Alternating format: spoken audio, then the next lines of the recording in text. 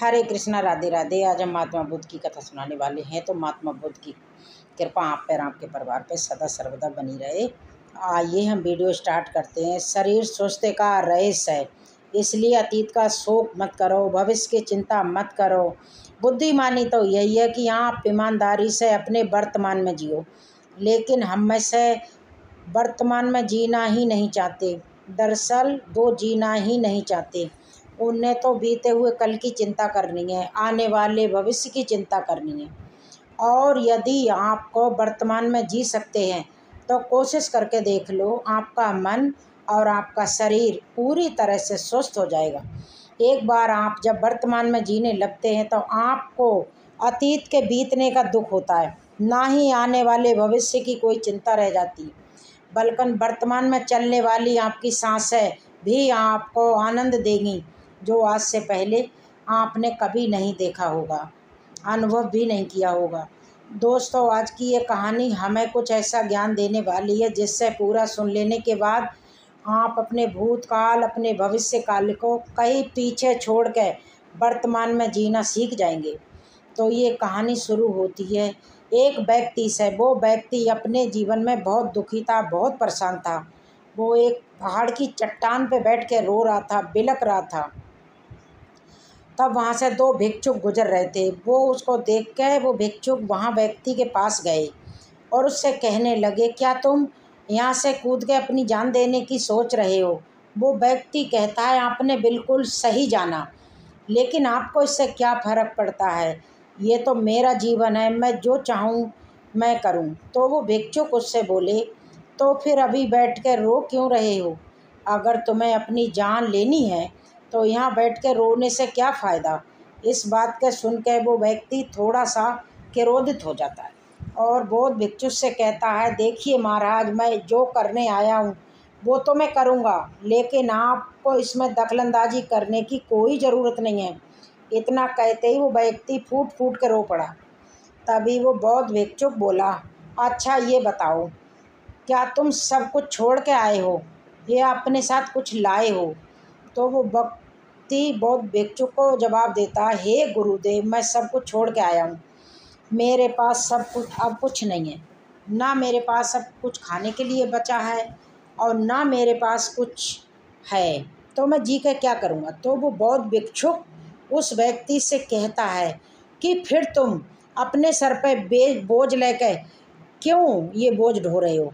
तो वो बौद्ध भिक्षुक की बात सुनकर वो आदमी थोड़ा सा आश्चर्यचकित हो जाता है और वो भिक्षुक से कहता है, हे गुरुदेव, मैं कौन सा बोझ लेकर ढो रहा हूँ? मेरे हाथ खाली है, मेरे पास कुछ भी नहीं है। तब वो बौद्ध भिक्षुक कहते हैं कि तुम्हारी सांसें भी ठीक से नहीं चल रही हैं। तुम आए तो हो यहाँ दुनिया छोड़ने, पर फूट फूट कर रोए जा रहे हो। एक खाली इंसान ऐसा नहीं करता, जो कंगाल हो चुका है वो भला क्यों रोएगा? ये सुनकर वो व्यक्ति और क्रोधित हो जाता है। बौद्ध भिक्षुक से कहता है, आपको इससे क्या मतलब? तब वो बौद्ध भिक्षुक उस व्यक्ति से कहते हैं, क्या तुमने कभी अपने अंदर की ओर झांकने की कोशिश की है? तुम अपने जीवन में कितना बोझ लेकर अपने कंधों पर ढो रहे हो? इन सभी बोझों को कब तक ढोओगे? इन बोझों को यहीं उतार दो और थोड़ा सा हल्का हो जाओ। कब तक इस बोझ के तले दबे रहोगे? जैसे ही उस व्यक्ति ने बौद्ध भिक्षुक की बातें सुनी तो वो तुरंत ही उनके चरणों में गिर पड़ा और हाथ जोड़ के कहने लगा, हे गुरुदेव, अभी तक मुझे कोई नहीं समझ पाया। यहाँ से कई लोग आए और गुजर गए, लेकिन मुझसे किसी ने ये सब नहीं कहा। आपने तो मेरे मन की बात पढ़ ली है, यहाँ तक कि मेरे घर वाले भी मुझे नहीं समझ पाए, लेकिन आपने एक बार में ही आपने मुझे पूरी तरफ से जान लिया है। वो व्यक्ति बौद्ध भिक्षुक से कहता है, क्या आप मेरी समस्या का समाधान कैसे कर सकते हैं? वो कहते बौद्ध भिक्षुक कहते हैं, कहाँ है समस्या? तो वो व्यक्ति कहता है, मेरे घर पे, आप मेरे घर मेरे साथ चलो। वो बौद्ध भिक्षुक उस व्यक्ति से कहते हैं, नहीं, समस्या तुम्हारे घर पे नहीं है। वो व्यक्ति कहता है, नहीं नहीं गुरुदेव, समस्या मेरे घर पे ही है, आप मेरे साथ एक बार चल के तो देखो। वो बौद्ध भिक्षुक उस व्यक्ति को समझाते हुए कहते हैं, समस्या तुम्हारे घर पर नहीं है, तुम्हारे भीतर है। क्या तुमने कभी अपनी भीतर झांकने की कोशिश की है? सारी समस्याएं तुम्हारे भीतर हैं। जब तक तुम उनका समाधान नहीं करोगे तो तुम्हें हर जगह समस्या समस्या ही दिखेगी। और यदि समस्या तुम्हारे घर पे है तो तुम इस पहाड़ की चोटी पर क्या कर रहे हो? तुम तो कह रहे थे कि तुमने पीछे सब कुछ छोड़ दिया है, अपना घर परिवार, अपने सगे संबंधी। और यदि तुमने सब कुछ छोड़ दिया है तो तुम्हारी समस्या भी वहीं छूट गई। फिर तुम इतने परेशान क्यों हो? उस बौद्ध भिक्षुक के मुँह से ये बातें सुनकर वो व्यक्ति कहता है, हे गुरुवर, आप सही कहते हो। मैं आपकी इस बातों को समझ पा रहा हूँ। कमी तो मेरे ही अंदर है, मैं ही किसी काम का नहीं हूँ। जब भी कोई काम करने जाता हूँ तो सब बिगाड़ देता हूँ। मेरे हाथों सब काम गड़बड़ हो जाते हैं। मेरे आज तक कोई काम ढंग का नहीं किया है। मेरी तो किस्मत ही खराब है। उस व्यक्ति के मुख से सारी बातें सुनकर बौद्ध भिक्षुक मुस्कुराने लगे और उस व्यक्ति से कहा कि तुम्हें अगर लगता है तुम्हारी किस्मत खराब है तो मुझे बताओ, क्या खराबी है तुम्हारी किस्मत में? तो वो व्यक्ति कहता है, हे गुरुदेव, मुझे व्यापार करना था और व्यापार करने के लिए मुझे उनकी आवश्यकता थी, इसलिए मैंने अपने परिवार से थोड़ा धन लिया और अच्छा सा व्यापार खड़ा किया। लेकिन गुरुवर, मेरा व्यापार ज़्यादा दिन तक नहीं चल सका। शुरू शुरू में मेरे परिवार वालों ने मेरा साथ दिया, सब कुछ ठीक चल रहा था, लेकिन धीरे धीरे मेरे व्यापार में नुकसान होने लगा। ये सब देख मेरे परिवार वाले मुझसे नाराज़ हो गए, मुझसे दूर हो गए। मैं तो चाहता था अच्छा व्यापार करूं, अच्छा धन कमाऊं और अपने परिवार को हर सुख सुविधा दे सकूं जिनकी उन्हें आवश्यकता है। मैंने तो उन्हीं के लिए ये सब कर रहा था, मगर वो लोग मुझे नहीं समझ पाए और मुझे इसके जिम्मेदार ठहरा दिया। और मुझे भी यही लगता है कि मैंने गलत किया है, क्योंकि मेरा एक मित्र है, उसने मेरे साथ व्यापार शुरू करा था। उसका व्यापार बहुत अच्छा चल रहा है। मेरा मित्र जब मेरे घर आता है तो अपने अच्छे व्यापार की बातें बताता है। वो हमेशा कहता है कि किस तरह अपने दम पे मैंने व्यापार खड़ा करा है और मैं चलाने में भी सक्षम हूँ और मैंने जी तोड़ मेहनत करी है और अपने व्यापार को ऊंचाई तक ले गया। ये सब सुन के मेरे परिवार वाले मुझसे कहते हैं, देख, तेरा मित्र है, वो अपने व्यापार को कहाँ ले गया और तूने तो हमारी जमा की पूंजी भी गवा दी, हमारा नुकसान करा दिया। मेरे परिवार वाले मुझसे हमेशा यही कहते, तेरे बस का कुछ नहीं है। इन तानों को सुन सुन के मैं बड़ा परेशान हो चुका था, इसलिए मैंने कर्जा लिया, नया व्यापार खड़ा करा, पर वहाँ पर भी मुझे मुँह की खानी पड़ी। वो व्यापार मेरा चौपट हो गया। अब हालात ऐसे हो गए हैं, मेरा घर भी गिरवी पड़ा है। अब आप ही बताइए गुरुदेव, मैं क्या करूं? तो बौद्ध भिक्षुक कहते हैं उस व्यक्ति से कि ये पता है तुम्हारा मित्र तुम्हारे पास क्यों आता था? हाँ, मुझे पता है। वो मुझे मेरे घर वालों के सामने नीचा दिखाने के लिए आता था, मेरी बुराई करने के लिए आता था। वो जताने आता था कि वो मुझसे व्यापार में कई गुना श्रेष्ठ है। वो चाहता है मैं उसकी सफलता देख कर दुखी रहूं और तड़पता रहूं और परेशान रहूं। तो वो बौद्ध भिक्षुक उस व्यक्ति से कहते हैं, क्या तुम उस व्यापारी के व्यापार को देखकर तुम खुद में दुखी रहते थे क्या? तो वो कहता है व्यक्ति, हाँ, मैं सच में दुखी रहता था और मेरा व्यापार चौपट हो गया। ये देख के मुझे उससे दुख होगा गुरुवर, मुझे जलन तो होगी। तब वो बौद्ध भिक्षुक उस व्यक्ति से कहते हैं, तुम्हें किस बात का दुख था, असफलता का या फिर अपने दोस्त की सफलता का? तब वो व्यक्ति बौद्ध भिक्षुक से कहता है, मुझे असफल होने पर इतना दुख नहीं था, मगर मेरा मित्र इतना सफल हो चुका था कि उसे देख के मुझे दुख होता, ईर्ष्या होती, जलन की भावना उत्पन्न होती थी। यही देख के मैं दुखी रहता था, पछताता रहता था। तो बौद्ध भिक्षुक उस व्यक्ति से कहते कि इसका अर्थ तो ये रहा कि तुम्हारा मित्र असफल हो जाए तो तुम्हें खुशी होगी? तो व्यक्ति कहते हैं, हाँ, मुझे बड़ी खुशी होगी। वो असफल हो जाए, उसका व्यापार चौपट हो जाए तो मुझे बड़ा खुशी होगी। तो बौद्ध भिक्षुक फिर से मुस्कुराने लगे। इसका अर्थ तो ये हुआ कि तुम्हारी खुशी तुम्हारे मित्र पर निर्भर करती है। अगर वो तुम्हें चाहे तो खुश कर दे, अगर वो तुम्हें चाहे तो दुखी कर दे, कि तुम खुद से नहीं दुखी हो सकते और ना खुश हो सकते। तुम तो अपने मित्र के गुलाम हो चुके हो, क्योंकि तुम उसके व्यापार से जलते हो। तुम्हारी समस्या का कोई समाधान नहीं है, क्योंकि तुम्हारी खुशियाँ, तुम्हारी तकलीफ़ें ये दूसरे के व्यवहार पर निर्भर करती हैं। तुम्हारे कर्मों से तुम्हारा तो कुछ हुआ नहीं, ना तो तुम अपने कर्मों से खुश हो सके ना दुखी, इसलिए तुम्हारी समस्या का मैं कोई समाधान नहीं कर सकता। तभी वो व्यक्ति बहुत भिक्षुक से कहता है, हे गुरुवर, ऐसा मत कहिए, मुझे आपसे बात करते करते आपसे बहुत आशा हो गई है। आप ही वो हैं जिनने मुझको जाना है, समझा है। गुरुवर, मैं आपसे विनती करता हूँ कि मेरी समस्या का समाधान मुझे बताइए। तभी बहुत भिक्षुक उस व्यक्ति से कहते हैं, जब हम दूसरे से आशा बांध लेते हैं तब दूसरों पर हम पूरी तरह से निर्भर हो जाते हैं। अगर वे तुम्हें कोई भी रास्ता ना बताएं, मैं तुम्हारी समस्या का समाधान ना दूं, तो तुम इसी तरह दुखी रहोगे, रोते रहोगे, बिलखते रहोगे। मैं तुम्हें कोई रास्ता बता दूं, तुम्हें कोई समाधान बता दूं, तो हो सकता है तुम्हें कुछ मिल जाए। लेकिन एक बात हमेशा याद रखना, जो तुम्हारे मित्र घर पर आता है वो तुम्हें बताने के लिए कि वो किस तरह अपने व्यापार में बढ़ोतरी करी है, कैसे उसने कड़ी मेहनत करी है, जो तुम्हें दुखी करने आता है। लेकिन तुमने कभी ये गौर करा है कि तुम्हारा मित्र बात तो सच्ची कर रहा है, किस तरह उसने अपने जीवन में संघर्ष किया है और मुकाम पे पहुंचा है। उसने अपने बात तो तुम्हें बताई है, आप चाहो तो उस अनुभव का इस्तेमाल कर सकते हो, या फिर तुम उस अनुभव को बैठती जाने दे सकते हो। अपने मन में इसी वजह से भाव उत्पन्न करते हो। समझदारी तो इसमें है कि वो तुम्हें अपने अनुभव के बारे में बता रहा है, कैसे उसने संघर्ष किया है, कैसे उसने अपने व्यवहार को इतनी ऊंचाई तक पहुंचाया है। तुम अपनी बुद्धि का इस्तेमाल करो, उसके अनुभव का इस्तेमाल करो, उसके ज्ञान का इस्तेमाल करो। तुम्हें तो खुश होना चाहिए। जो तुम्हें अनुभव चाहिए था वो तुम्हारे मित्र तुम्हारे घर पे आके दे रहा है।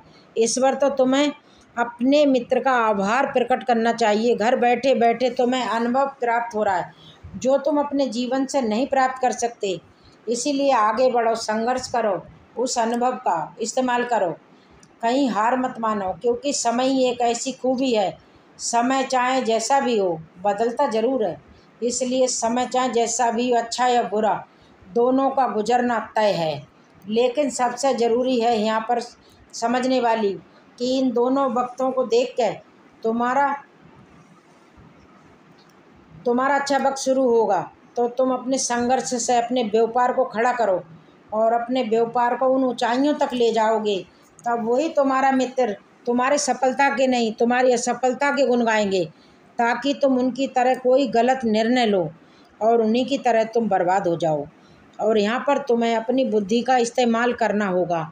तुम्हें उनकी बातों पर ध्यान ना देके बल्कि अपनी बुद्धि का प्रयोग करना होगा, क्योंकि वो तुम्हें सुखी नहीं दुखी करने आता है। क्योंकि वो तुम्हें दुखी देख के उतना ही मज़ा आता है जितना कि तुम्हें उसे दुखी देख के आएगा। ये सारी बातें सुन के वो व्यक्ति बहुत बहुत भिक्षुक से कहता है, हे गुरुवर, आप बिल्कुल ठीक कह रहे हो। मेरे जीवन को मैं नहीं चला रहा हूँ, बल्कि मेरे सगे संबंधी और मित्र चला रहे हैं, जो मेरे जीवन में सुख और दुख भरे जा रहे हैं। लेकिन गुरुवर, मेरा एक प्रश्न है। जब मैंने व्यापार खड़ा किया था तब मेरा उद्देश्य ये था कि मैं अपने परिवार को सुखी कर सकूं, उनको वो सुख सुविधाएं दे सकूं। कि अपने परिवार के लिए सारी बातें सोचना गलत है? मैं तो अपने परिवार के लिए सब कुछ कर रहा था, लेकिन व्यापार में नुकसान होने के बाद वो परिवार ने मुझे छोड़ के चले गए। इसलिए बहुत भिक्षुक मुस्कुराए और चले गए वहाँ से। वो व्यक्ति उनसे कहता है कि तुम गुरुदेव मुस्कुरा क्यों रहे, मैंने कोई प्रश्न पूछा है? तो वो बहुत भिक्षुक बोले कि वो हर व्यक्ति यही चाहता है कि उसकी गलती पर संतावना दे। हर कोई यही चाहता है जब वो कुछ करे तो उनके प्रशंसा की जाए, और जब हमें प्रशंसा नहीं मिलती तो हमें भीतर ही भीतर बड़ा दुख होने लगता है। हमारे मन को एक ऐसी ठेस पहुंचती है, तब हमारे मन में ये भाव उत्पन्न होने लगता है कि इस दुनिया में सभी मतलबी हैं, सभी अपने मतलब के लिए जीते हैं, सभी अपने मतलब के लिए काम करते हैं, सभी अपने हमारे साथ मतलब के लिए रहते हैं। लेकिन अगर हम किसी का अपना परिवार मानते हैं और उस परिवार के लिए कुछ करना चाहते हैं, तो ऐसा क्यों लगता है कि हम दूसरों के लिए कर रहे हैं? तुम तो अपने लिए कर रहे हो। अगर तुम्हें लगे कि तुम दूसरे के लिए कर रहे हो तो तुम जीवन भर दुखी ही रहोगे, और जब तुम्हें लगेगा तुम अपने लिए कर रहे हो तो तुम्हें एक अजीब सी खुशी प्राप्त होगी और तुम हमेशा खुश रहोगे। जब तुम अपने कार्यों को बेहतर से बेहतरीन करने में लगे रहोगे तो तुम्हें किसी की सांत्वना की ज़रूरत नहीं पड़ेगी। तभी वो व्यक्ति बौद्ध भिक्षुक से कहता है, हे गुरुवर, आपकी बात मुझे समझ आ गई। अब तो मेरी किस्मत दूसरों के हाथ में थी। वो जैसे रंग दुखे हों या सुख के हों भर दिया करते थे। अब से मैं अपनी किस्मत अपने हाथ में रखूँगा, चाहे वो अच्छी हो या खराब। हार नहीं मानूंगा। मैं बौद्ध भिक्षुक से कहने लगा वो व्यक्ति, हे गुरुवर, आपकी सारी बातें तो मैं समझ गया। क्या आप मुझे कुछ दे सकते हैं? जो मेरे बुरे वक्त में आपने मेरा साथ दिया है। ये बौद्ध भिक्षुक बौद्ध भिक्षुक उस व्यक्ति को एक बक्सा देते हैं और वो कहते हैं, ये वस्तु मेरे बहुत करीब है और ये वस्तु आप भी अपने बहुत करीब रखना।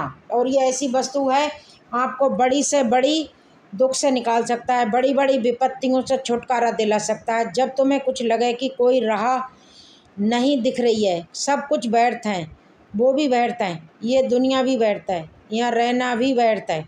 इतना कह के वो भिक्षुक उस बक्से को थमा देते हैं और वहाँ से चला जाता है।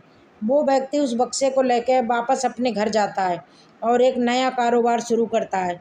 अब की बार वो कारोबार में हार नहीं मानेगा और उसका कारोबार बहुत अच्छा चल पड़ता है। उसका कारोबार अच्छा चलने पर उसका परिवार साथ आ चुका था। उसके जीवन में हर सुख सुविधाएं थी। न भूतकाल का रोना था, न भविष्यकाल की चिंता।